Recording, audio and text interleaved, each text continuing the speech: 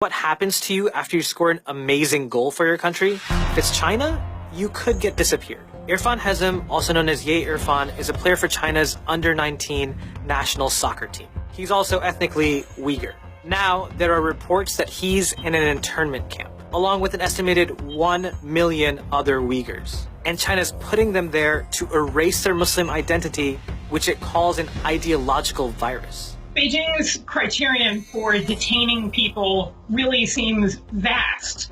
Sophie Richardson has been documenting the abuses against Uyghurs in China. If you have read from the Quran at a public ceremony, if you give your children a name that's considered too Islamic, these are some of the causes that people have identified as the basis for their detention. The people being held in these mass detention camps are forced to undergo political indoctrination. Xitoy болу керек деген жоспарлар. Жаңағы миигун санаң деп коет мемлекеттен, сосын мемлекеттің жаңағы маузудың жырларын, сосын Шинжипиннің мың жасауын, өзің жаңағы жалпы Қытай халқының жаңағы өмір тарихын жырлау деп қойып.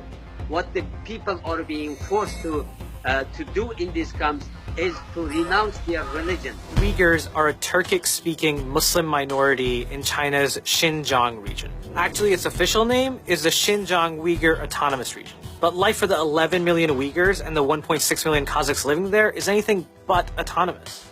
Torture, political indoctrination, and other kinds of abuses. Some of the most painful testimony in the report is people had no idea how long they were going to have to endure this. We had a couple of people describe to us that they had attempted suicide because they were so despondent. Only 1.5% of China's population lives in Xinjiang, but more than 20% of all arrests in the country happen there. And even though Uyghurs and Kazakhs speak their own language, residents say the government forces all education to be in Mandarin. The camps are also meant to remove any devotion to Islam. This video, posted by activists, reportedly shows Muslim women in a re-education camp who were forced to take off their headscarves.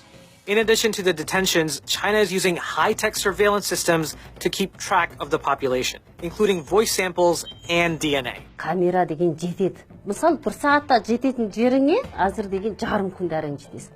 Ана жерге барып бір түсі удостоверениең көзіңді, денеңді тексерте берсе. Despite all the reports, China denies the camps exist. But no independent monitoring groups or media have been allowed in, and private communication with the outside world is restricted. Look, the targeting of Uyghurs and other Muslims in China is not new. China has outlawed anything remotely related to Islam in the region in the past. In 2017, Beijing decided to ban full-face veils and beards in the region to stop, quote, extremism. And in 2015, China banned Muslims in Xinjiang from fasting in Ramadan. Here's the bigger picture, though. For many Uyghurs, the fact that China has any control of the region is a problem. To them, this region isn't Xinjiang, it's East Turkestan. This is the historical name of our homeland, East Turkestan. The Chinese communists took over our land in 1949. They gave a new name for our land, which is Xinjiang Uyghur Autonomous Region.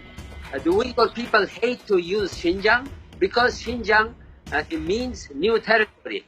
It is a name that colonialists forced for the Uyghurs to use. Uyghurs like Omar Kanat, who are outside China, are trying to use political pressure to influence U.S. lawmakers to bring attention to the plight of Muslims in China. And it's working. Senators like Marco Rubio have been major advocates for the Uyghur cause.